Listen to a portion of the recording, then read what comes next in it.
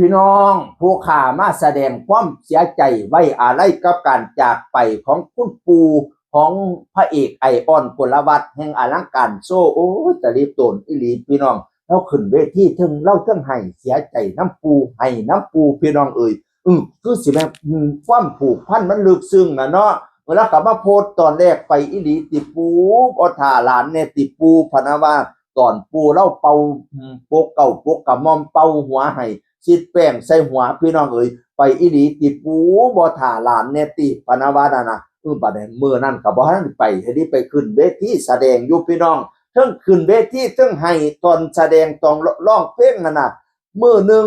ผมเคยคิดว่าผมสิได้ร่ำให้ปู่เบิ่งสักครั้งนึงเพราะปู่คือผู้ให้วีซ่าผมแล้วผมก็บ่มีโอกาสร้องร่ำให้ปู่เบิ่งยืนเบิ่งหลานอยู่เทิงฟ้าเด้อปู่เอ้ยพนาวาบัดนี้ก็ล่ำไปให้ร้องเพลงไปให้ไปจนว่าหมู่ได้เอ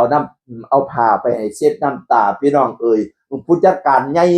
ถ่ายมาให้เบิ่งนั่นน่ะแห่งอลังการโชว์ผู้จัดการอลังการโชว์ผู้จัดการใหญ่นั่นน่ะแล้วก็ซูมหน้าตอนไอออนให้เนาะโอ้ยก็ละสิให้น้ำตาลิโตนชาติแต่บ่ล่ะเอ้ยโอ้ยเนาะมันไปกันทุกคนเป็นธรรมดาของสัตว์โลกล่ะเอ้ยปู่เพิ่นเฮ็ดบุญไปซ้ำนี้ไก่เพิ่นไปอยู่โลกหน้าสู้สุขติสุขเด้อปู่เอ้ยธรรมดาพี่น้องเอ้ยคนเฮาไปเบิดสู้ผู้สู้คนบ่ได้เว้น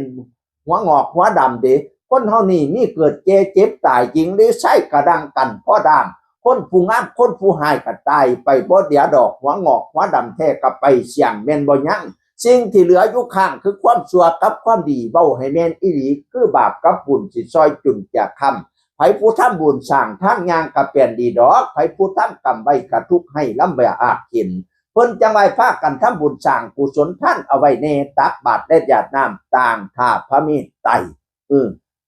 ไปเบิดสุผู้สุคนบ่มีหยังสิเหลือข้างนอกจากความชั่วกับความดีนอกจากบาปกับบุญนี่ล่ะพี่น้องสิติดโตเฮาไปทุกขณะทุกเมียเสียวันทุกลมหายใจเข้าออก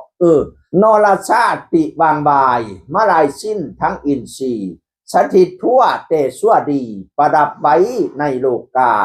คนเราตายเหลือไว้แต่เขาหนังสร้างตายยังเหลืองาเป็นศักดิ์ศรีคนเราตุยเหลือไว้แต่ชั่วดี